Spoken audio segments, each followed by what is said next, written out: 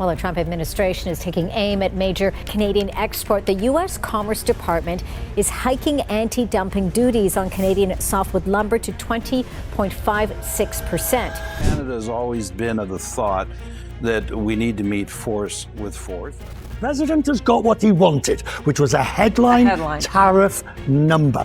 These deals will never. Not going to accept any deal because of an arbitrary timeline that the Americans set. We're going to do the work that's necessary to get the best deal for the country. Canadians are making a statement, and it's echoing across borders. What began as a temporary expression of frustration has evolved into a sustained and impactful movement. Across the country, Canadians are boycotting U.S. products and travel in response to aggressive trade policies, inflammatory rhetoric, and what many see as a deliberate attack on Canadian sovereignty by President Donald Trump. While political tensions often play out on news programs and debate stages, this movement is taking place in local stores, on social media feeds, and at the checkout counters of everyday life. At the heart of this consumer-driven pushback is a sense of national pride and defiance. The trigger was clear: a sharp escalation in US-Canada trade tensions, culminating in President Trump imposing tariffs on Canadian goods, and even threatening to place a 35% tariff on all imports from the northern neighbor.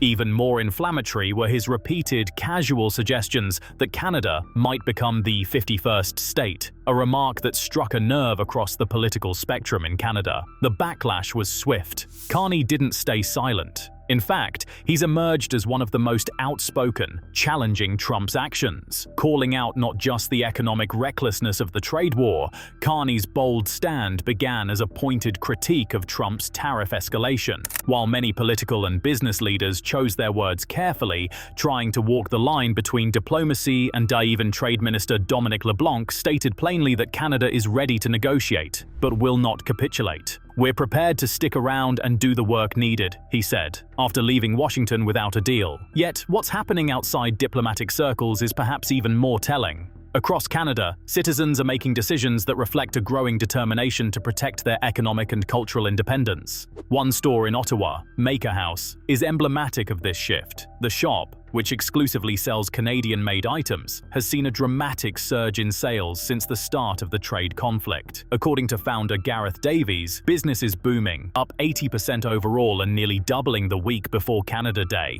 This isn't just about economic retaliation, it's about identity. It's like a big hug from your neighbors across the country saying, "We're in this together," Davies said. "We're going to protect our country and our economy." His words reflect a broader sentiment that has taken hold among Canadians, one rooted in solidarity and a desire to resist what is seen as bullying behavior from the South. Historically, boycotts driven by political outrage tend to fizzle out as attention wanes. People move on, habits return, but that's not what's happening here. Canadian consumers are holding their ground. Surveys show strong support for the Buy Canadian movement, and increasing numbers of stores are removing US products entirely from their shelves in response to consumer demand. The boycott is no longer just a protest, it's becoming a norm. Another clear indicator of this trend is the steep decline in Canadian travel to the United States. Since Trump took office in January, cross-border travel has dropped significantly. In June alone, air travel from Canada to the US fell by 22.1%, and land travel plummeted by 33.1%. This marks the sixth consecutive month of year-over-year declines. And while the drops in June were slightly less dramatic than in May, the sustained nature of the trend is striking. This isn't a blip, it's a realignment of behavior. Part of the reason this boycott has staying power is that it's not particularly difficult for many Canadians to maintain.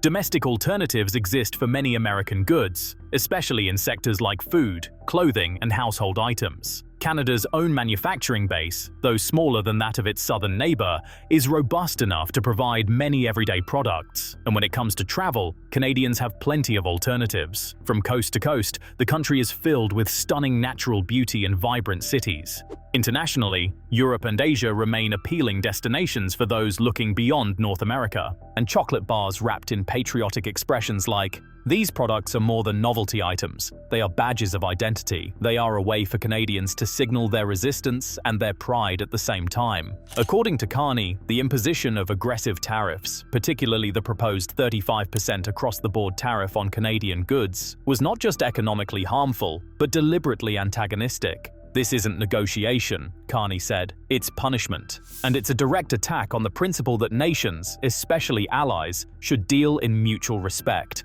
That kind of reputational damage doesn't just affect diplomacy, it affects exports, tourism, and international partnerships. When countries lose trust in a global leader, they look elsewhere. That's exactly what's happening in Canada, where consumers and businesses alike are recalibrating their relationships with American brands and suppliers. Even multinational corporations with operations in both countries are feeling the pressure as Canadian consumers shift their dollars toward homegrown alternatives. But perhaps the most remarkable thing about this movement is its grassroots nature. It wasn't orchestrated by government policy or large advocacy groups. It started with ordinary people making small decisions, choosing a Canadian-made jam instead of an imported one, cancelling a weekend trip to Buffalo, or switching from a US-based streaming service to a local option.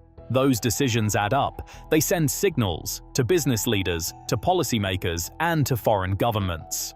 Gareth Davies sees it clearly. In February, when Trump's tariff threats intensified, his store's year-over-year sales surged by 150%. That's not a coincidence. It's a reflection of a deeper, growing conviction that economic power can, and should, be wielded by the people. Canadians aren't just consumers anymore. They're participants in a larger conversation about sovereignty, fairness, and national pride. This movement also marks a shift in how people think about patriotism. It's no longer limited to flying flags on holidays or cheering for the national hockey team. It's about values, supporting local businesses, pushing back against perceived injustice, standing up for a nation's right to chart its own course without coercion from its neighbor. In a broader sense, the situation reflects a growing trend worldwide, the rejection of globalization's darker side. In Canada, that means reassessing the decades-long assumption that closer economic ties with the US were always beneficial. As Trump's policies become more combative, that assumption is being challenged more forcefully than ever before. The question now is whether this boycott will remain a temporary reaction or evolve into a long-term shift in Canadian consumer culture. If current trends are any indication, the latter seems increasingly likely. The continued decline in travel, the rising popularity of Canadian-made goods, and the growing sense of unity and defiance all point toward a fundamental change in how Canadians see their place in the North American economic landscape. What's clear is that Canadians are no longer passive observers in the ongoing trade and political saga. They are active participants, using their wallets and travel choices to shape the future of their country. They are rejecting the idea that they must simply accept whatever policies come from Washington. And they are doing so not with anger, but with purpose and pride. This moment is a turning point. It's a reminder that trade isn't just about numbers on a balance sheet. It's about values, relationships, and respect. And when those are undermined, people will respond, not just with words, but with action.